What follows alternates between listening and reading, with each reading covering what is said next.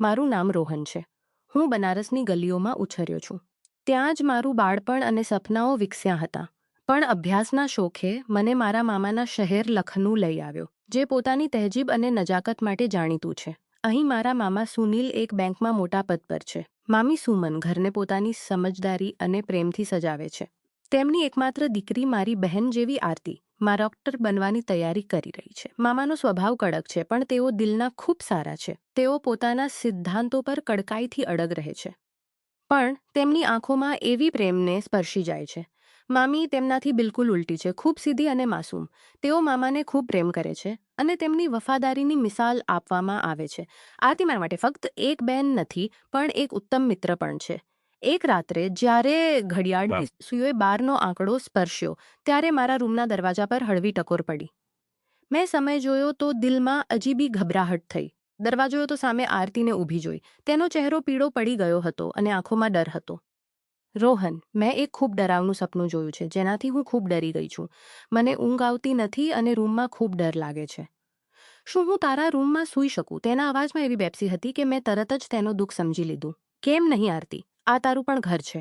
અંદર આવી જા. આ તારું પણ ઘર છે.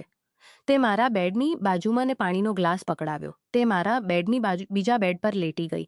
તે રાતભરની શરારતો યાદ કરતા રહ્યા અને વાતોમાં જ અમને ઊંઘ આવી ગઈ. સવારે જ્યારે મારી આંખ ખુલી તો આરતી પોતાના રૂમમાં જઈ ચૂકી હતી. હું નીચે ગયો તો નાસ્તાની મેજ પર મામા, મામી અને આરતી પહેલેથી જ હતા. આરતીએ હસતા હસતા મારી તરફ જોયું. અને પછી રાતની વાત મામીને સંભળાવી. મામીએ હસીને કહ્યું, બાળપણમાં પણ એવું જ કરતી હતી. મામાએ ફક્ત હસીને જોયું. આરતીએ ના હસીને જોયું. આરતીએ નાસ્તો પૂરો કર્યો અને મને કહ્યું કે જલ્દી કર, નહીં તો મોડું થઈ જશે. હું મારી કાર પર તેના મેડિકલ કોલેજે છોડીને આવતો અને પાછી પણ લઈ આવતો. જ્યારે મામાની પોતાની કાર છે, જેના પર તેઓ બેંક જાય છે. મેં જલ્દીથી નાસ્તો પૂરો કર્યો અને ઊભો થયો. પોતાની પુસ્તકો અપાડી અને આરતીએ પણ પોતાની પુસ્તકો ઉપાડી. અમે કારમાં બેસીને પોતાના મંજિલ તરફ રવાના થયા. કોલેજ પહોંચતા સુધી અમારી રોજની જેમ સામાન્ય વાતો થતી રહી. પછી મેં આરતીને તેના કોલેજ પર ઉતારી. આરતીએ મને બાય કહ્યું અને સમયસર ફરી લેવા આવવાની હિદાયત આપતા કારમાંથી ઉતરીને કોલેજની અંદર જવા લાગી. હું આરતીને ગૌરવથી જોતો રહ્યો કે એટલામાં પાછળથી કોઈ કારનું હોર્ન વાગ્યું અને હું ફરીથી હોશમાં આવ્યો કે હું રસ્તો રોકીને ઊભો હતો. આરતી કોલેજની અંદર જઈ ચૂકી હતી અને હું પણ પોતાના કોલેજ તરફ ચાલી પડ્યો. આજે મારા કોલેજમાં મન નહોતું લાગતું. ફક્ત એ જ ઇંતજાર હતો કે કોલેજ ખતમ થાય અને હું આરતીને લેવા પહોંચું. આરતી એટલી ખૂબસૂરત છે કે જાણે કુદરતનો કોઈ કરિશ્મો હોય. તેના વાળ કાળા, લાંબા અને રેશમી છે. આંખો ખૂબ ખૂબસૂરત અને મોટી મોટી છે. રંગ ખૂબ ગોરો, ચહેરા પર પ્યારી નાક અને ગુલાબી હોઠ જે ન તો ખૂબ પાતળા છે, ન તો ખૂબ જાડા અને ઊંચાઈ 5 ફૂટ 6 ઇંચ છે. રંગરૂપ. હું આરતીના વિચારોમાં ખોવાઈ ગયો હતો કે એટલામાં કોઈએ આવીને મને પાછળથી ખભે હળવેથી ઝંખવર્યો અને કહ્યું, જનાબ, આજે ક્યાં ખોવાઈ ગયા છો? મેં પાછળ જોયું અને હસી પડ્યો. આ મારી મિત્ર પૂજા હતી. પૂજા અને હું બાળપણથી એક જ સ્કૂલમાં હતા અને હવે કોલેજ પણ એક જ હતું. પૂજા મારી એવી મિત્ર હતી કે જેની સાથે હું દરેક વાત શેર કરતો અને તે પણ મિત્રો પણ હતા, પણ જેટલી વાત મારી સાથે શેર કરતી. મારા બીજા મિત્રો પણ હતા, પણ જેટલી નજીક પૂજા હતી એટલી બીજી કોઈ નહોતી. હા જનાબ, ક્યાં ખોવાઈ ગયા? મેં કહ્યું, કંઈ નહીં, બસ એવું જ. પૂજાએ ખૂબ જોર આપ્યું. પણ જાહેર છે કે હું તેને પોતાના વિચારો કહીને નિરાશ તો નહીં કરી શકું. અને વાત એવી હતી કે જે હું કોઈ પણ હાલતમાં તેને નહીં કહી શકું. પૂજાએ ઇધર ઉધરની વાત શરૂ કરી દીધી અને હું પણ તેની સાથે ગપશપમાં લાગી રહ્યો. પછી જે ક્લાસીસ હતી તે અટી ફોરેક થયા પછી હું આરતીને લેવા નીકળી પડ્યો. આરતીના કોલેજની બહાર પહોંચીને મેં તેને મોબાઈલ પર મેસેજ કર્યો કે બહાર આવી જા. આરતી મારી જ રાહ જોઈ રહી હતી. તે કોલેજના ગેટથી જેમ જ સામે આવી. હું તેને જોઈને બેસુધ થઈ ગયો. આજે આરતી ખૂબ ગુસ્સામાં હતી. મારા પૂછવા પર તેણું કે આજે તેની એક મિત્ર સાથે લડાઈ થઈ છે. આરતી ગુસ્સામાં ખૂબ તેજ હતી. મેં આરતીની હાલત જોઈને તેને 1-2 ચુટકુલા સંભળાવ્યા, જેના પર તેનો મૂડ સારો થઈ ગયો. હું રસ્તામાં એ વિચારી રહ્યો હતો કે ન જાણે કેમ હું આરતીને પ્રેમભરી નજરોથી જોઈ રહ્યો હતો. આજ સુધી મારા જીવનમાં કોઈ છોકરી આવી નહોતી અને ન ક્યારેય કોઈની તરફ દિમાગ ગયો હતો.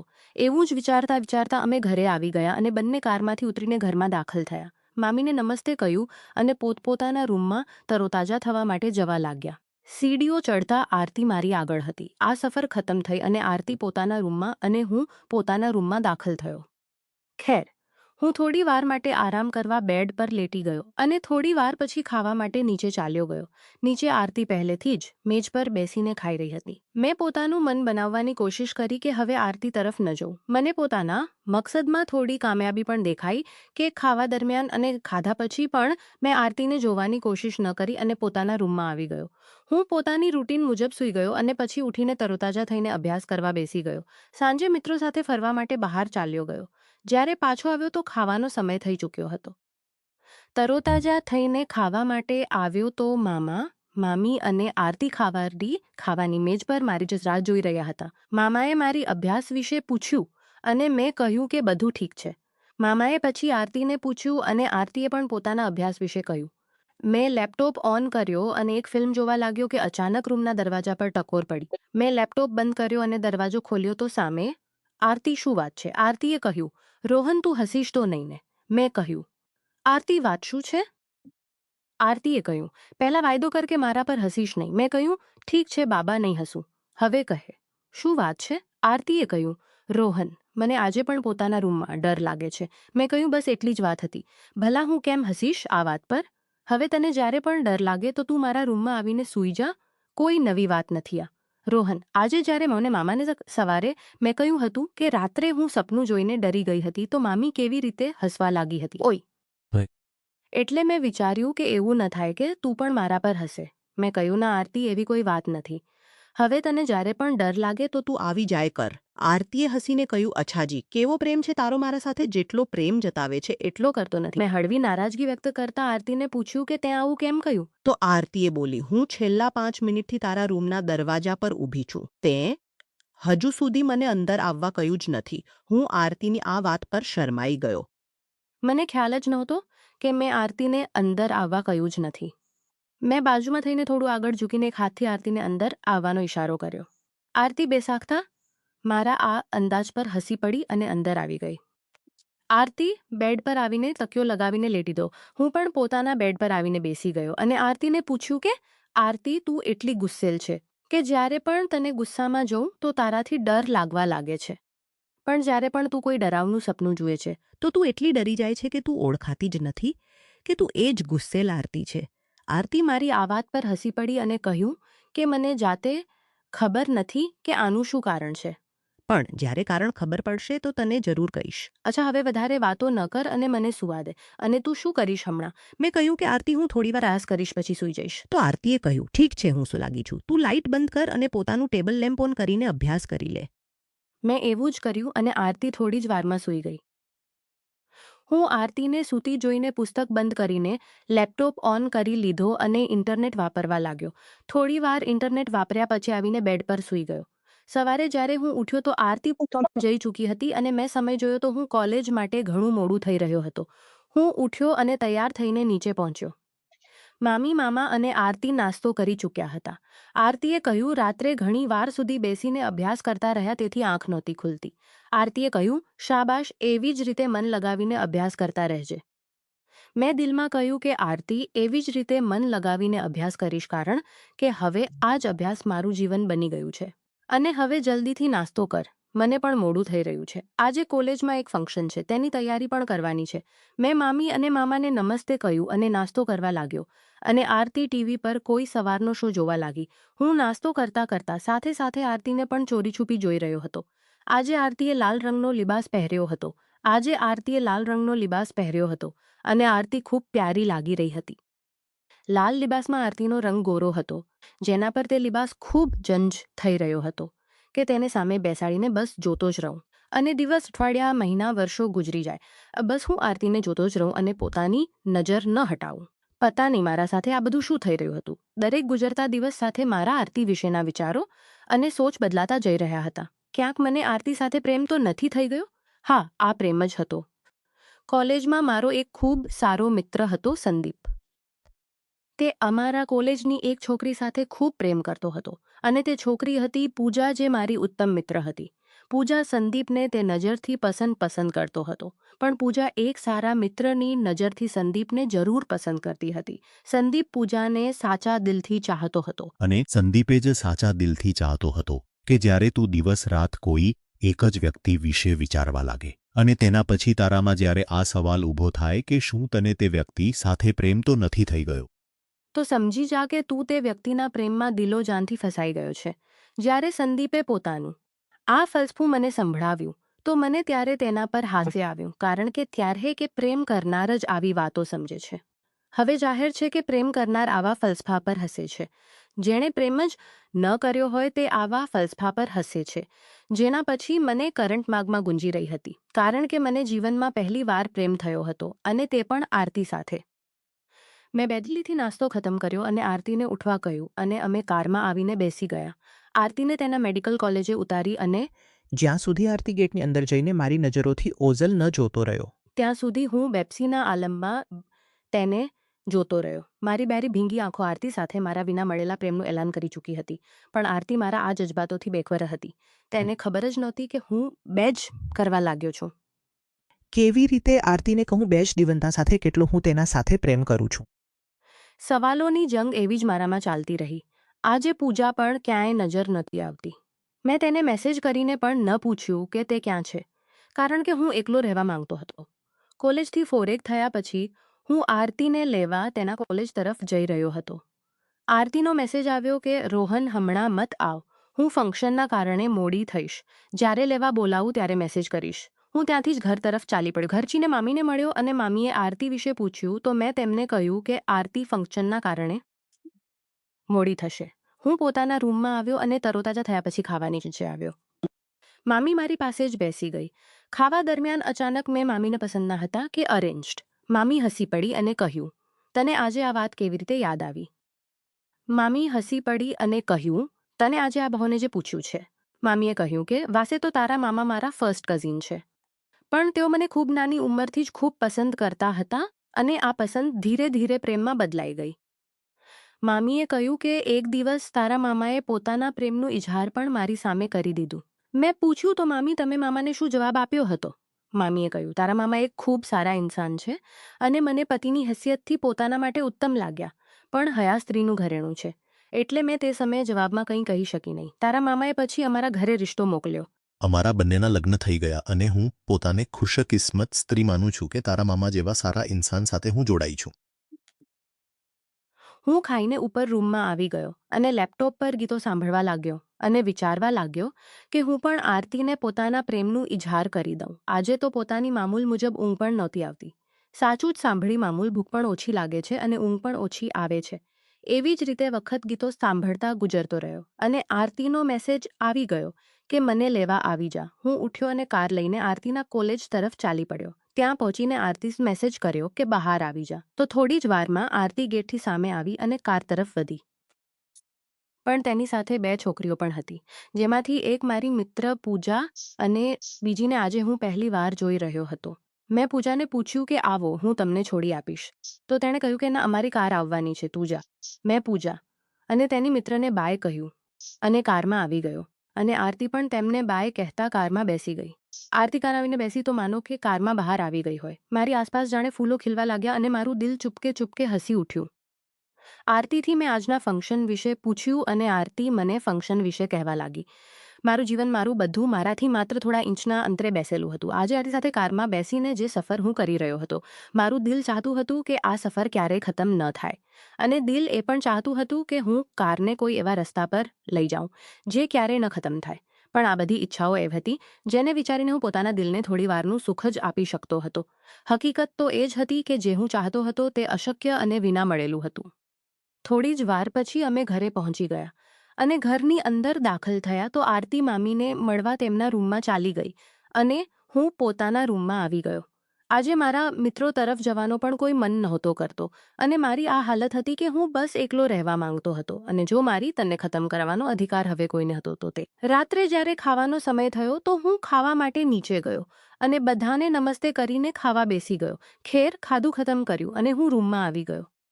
થોડી વાર પછી રૂમના દરવાજા પર ટકોર પડી અને મેં દરવાજો ખોલ્યો તો સામે આરતી ઊભી હતી. આરતીએ કહ્યું કે રોહન, મારે હમણાં અભ્યાસ કરવો છે. હું અભ્યાસ કરીને તારી પાસે આવીશ.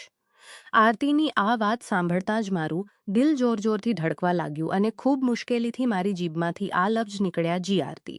પછી આરતી પોતાના બેડ પર આવીને પડી ગયો. છેવટે તે વખત આવી ગયો અને મારા રૂમના દરવાજા પર ટકોર પડી તો હું ઉઠ્યો અને દરવાજો ખોલ્યો અને સામે ઇંતજાર મુજબ આરતી ઊભી હતી. આરતીએ હસીને કહ્યું, રોહન, આજે દરવાજા પર જ ઊભો રાખવો છે કે અંદર બોલાવીશ? મેં ખૂબ મુશ્કેલીથી આરતીની આ વાત પર હસીને એક બાજુમાં થઈ ગયો અને આરતીને અંદર આવવાનો રસ્તો આપ્યો. આરતી રૂમની અંદર તરફ વધી અને બેડ પર બેસી ગઈ. હું આરતી સાથે ઘણી વારથી વાતો કરવા માંગતો હતો, પણ આરતીએ ઘણીવાર મારી સાથે વાત ન કરી અને મને કહ્યું કે રોહન, તું હવે અભ્યાસ કર અને હું સૂવા લાગી છું. મેં ખામોશીથી લાઇટ બંધ કરીને ટેબલ લેમ્પ ઓન કર્યો અને આરતી થોડી જ વારમાં સૂઈ ગઈ.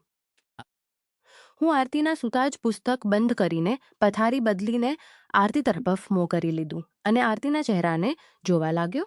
આરતી ખૂબ ખૂબસૂરત લાગી રહી હતી અને મને કંઈ ખબર ન રહી કે હું એવી રીતે કેટલી વાર પોતાના પ્રેમનું દીદાર કરતો રહ્યો. એ જ રાત્રે આરતીના સૂતા પછી હું પોતાનું પુસ્તક બંધ કરીને લેપટોપ પર કંઈક લખવા લાગ્યો કે હું પોતાના વિચારોને કોઈને કોઈ રીતે લખું. મેં એક નજમ લખવાની શરૂઆત કરી જે ફક્ત અને ફક્ત આરતી માટે હતી. લફ્જોની લડીમાં હું પોતાના જજબાતોને બયાન કરી રહ્યો હતો. અડધી રાત ગુજરી ચૂકી હતી અને હું પૂરેપૂરો નજમમાં ડૂબી ગયો હતો. અચાનક મારી નજર બેડ પર પડી. આરતી જાગી ચૂકી હતી અને મને જોઈ રહી હતી. તેણે હસીને કહ્યું, તું અભ્યાસ નથી કરતો પણ શાયરી કરી રહ્યો છે. હું શરમાઈ ગયો અને જલ્દીથી લેપટોપ બંધ કરી દીધો. હું બસ એવું જ હકલાવા લાગ્યો. આરતીએ કહ્યું, મને ખબર છે તું શું લખી રહ્યો હતો. મારા દિલની ધડકનો તેજ થઈ ગઈ. તને કેવી રીતે ખબર? મેં પૂછ્યું. રોહન, હું તે સમયથી જાગી છું જ્યારે તું મારી તરફ જોઈ રહ્યો હતો. આ પળે બધી દૂરીઓ અને શરમ ખતમ થઈ ગઈ. આરતી મારી પાસે આવી અને બોલી, હું પણ તને પ્રેમ કરું છું રોહન.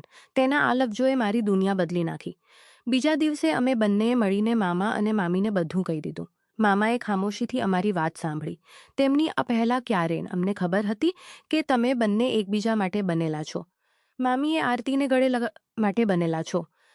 આરતીને ગળે લગાવી લીધી અને કહ્યું કે તું પોતાના માટે એક સારો જીવનસાથી પસંદ કરીશ. અમારા રિશ્તાને ફક્ત મંજૂરી જ નહીં મળી, પણ એક નવું નામ પણ મળ્યું. આ પ્રેમની એવી વાર્તા હતી જે સપનાઓથી શરૂ થઈ અને હકીકતમાં બદલાઈ ગઈ. અમારો રિશ્તો વધુ મજબૂત થયો અને અમે બંનેએ મળીને જીવનના નવા સફરની શરૂઆત કરી. શાદીની વાત નક્કી થયા પછી મામાએ અમારા બંને માટે એક ભવ્ય પાર્ટીનું આયોજન કર્યું. આ પાર્ટીમાં અમારા બધા મિત્રો અને સંબંધીઓ સામેલ હતા. ત્યાં જ મારી મુલાકાત મામાના એક જૂનતરના દીકરા સાથે થઈ જેનું નામ વિશાલ હતું. વિશાલ એક કામયાબ બિઝનેસમેન હતો અને તેની પર્સનાલિટી ખૂબ પ્રભાવશાળી હતી. તે ઘણીવાર લંડનમાં રહેતો હતો પણ કેટલાક વ્યવસાયિક કારણોસર લખનઉ આવ્યો હતો. તેણે આરતી સાથે પહેલી જ નજરે દોસ્તી કરવા માંગી. મેં તેમની દોસ્તી જોઈને સુકૂનનો શ્વાસ લીધો. પણ દિલના કોઈ ખૂણામાં એક અજીબી બેચેની હતી.